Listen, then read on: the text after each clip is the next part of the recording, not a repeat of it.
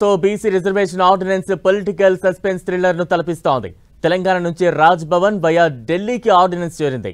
మరోవైపు BC reservations ఖరారు చేయాలని హైకోర్టు ఇచ్చిన గడువు కూడా దాటిపోవడంతో ఇప్పుడు రేవంత్ సర్కార్ ఏం చేయబోతోంది?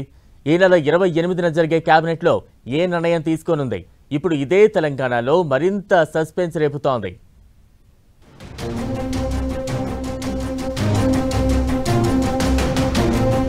తెలంగాణలో ఇప్పుడు పంచాయతీ ఎన్నికల ఫీవర్.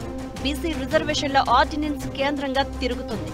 బీసీలకు 42% రిజర్వేషన్లను అమలు చేస్తూ ఎన్నికల్లోకి వెళ్లాలన్న ఊపుతో ఉన్న రేవంత్ సర్కార్ ప్రత్యేక ఆర్డినెన్స్ ను తెరపైకి తెచ్చింది. ఆమోదం కోసం ఆర్డినెన్స్ ను రాజ్ భవన్ కు పంపించింది. సరిగ్గా ఇక్కడే సస్పెన్స్ ట్విస్టులు. ఇదే ఇప్పుడు తెలంగాణ పాలిటిక్స్ లో హాట్ టాపిక్ గా మారింది.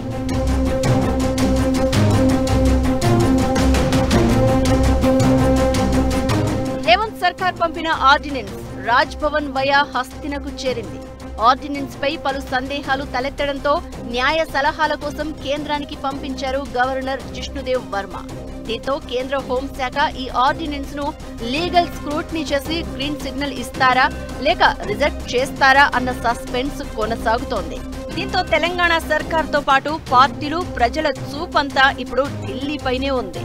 మరోవైపు స్థానిక సంస్థల ఎన్నికలపై హైకోర్టు ఇచ్చిన డెడ్ లైన్ దగ్గర పడుతుంది. ఈ నెల 25 వరకు రిజర్వేషన్లు ఖరారు చేయాలని హైకోర్టు ఇచ్చిన గడువు దాటిపోయింది. మరోవైపు ఎన్నికలకు పెట్టిన గడువు సెప్టెంబర్ 30 దగ్గర పడుతుంది. అయితే ఇప్పటి వరకు గవర్నర్ నుంచి ఎలాంటి రిప్లై రాకపోవడం రేవంత్ సర్కారును టెన్షన్ పెడుతుంది. గవర్నర్ ఆర్డినెన్స్ కు గ్రీన్ సిగ్నల్ ఇవ్వకపోతే ఎలా ముందుకు వెళ్లాలి అన్న దానిపై ఇప్పుడు సర్కార్ ఆలోచన చేస్తోంది. దీంతో ఈ నెల 28న జరిగే కేబినెట్ మీటింగ్ ఇంట్రెస్టింగ్ గా మారింది.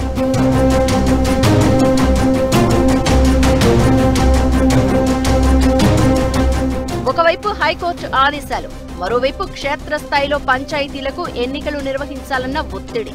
దీనికి తోడు పంచాయతీల్లో అధికారుల పాలనతో కేంద్ర నిధులు రాకపోవడం. దీంతో స్థానిక సంస్థల ఎన్నికలు నిర్వహించాల్సిన పరిస్థితి నెలకొంది.